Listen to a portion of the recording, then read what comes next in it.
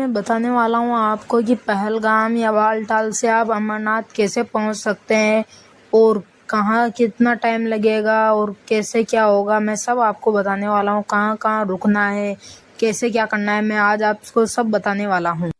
अमरनाथ यात्रा के लिए 2 रूट्स हैं। पहला पहलगाम से शुरू होता है और दूसरा बालटाल से शुरू होता है।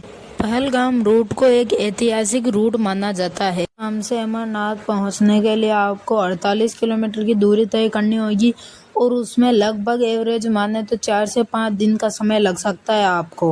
पहले तो आपको जम्मू से पहलगाम पहुंचना होगा और उसके बाद आगे आपको 48 किलोमीटर की दूरी तय करनी होगी।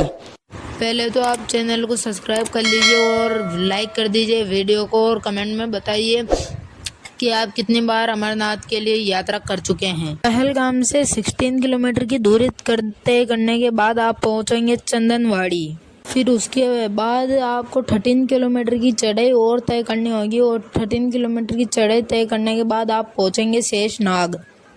चंदनवाड़ी और शेषनाग के बीच में आपको कुछ मेजर स्टॉप्स मिलेंगे, जैसे कि पिसू स्टॉप, जोजीबल और नागाकोटी। शेषनाग से आगे चलकर आपको महागुना पास तक पहुंचना होता है, जो कि 4500 मीटर की हाइट पर लोकेटेड है। महागुना पास से निकलकर आप आगे नीचे 8 किलोमीटर की मतलब कि आपको नीचे उतरना होगा 8 किलोमीटर तक और बाद में आप पंचतरणी तक पहुंच पाएंगे।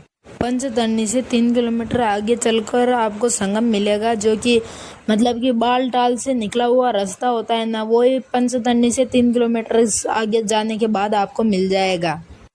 आप बाद में 3 किलोमीटर और आगे चल के आप पहुंच पाएंगे बाबा बर्फानी की गुफा तक, यानी कि अमरनाथ की गुफा तक। और आपका दूसरा रूट होना चाहिए बालटाल, और दूसरे रूट में आप चलना शुरू करते हैं तो आपको 14 किलोमीटर की पैदल यात्रा करनी होगी, तो आप बाबा बर्फानी की गुफा तक पहुंच सकते हैं। और बालटाल से बाबा बर्फानी की गुफा के बीच में डोमाली आती है, एक जगह जो बालटाल से 2 किलोमीटर की दूरी पर है।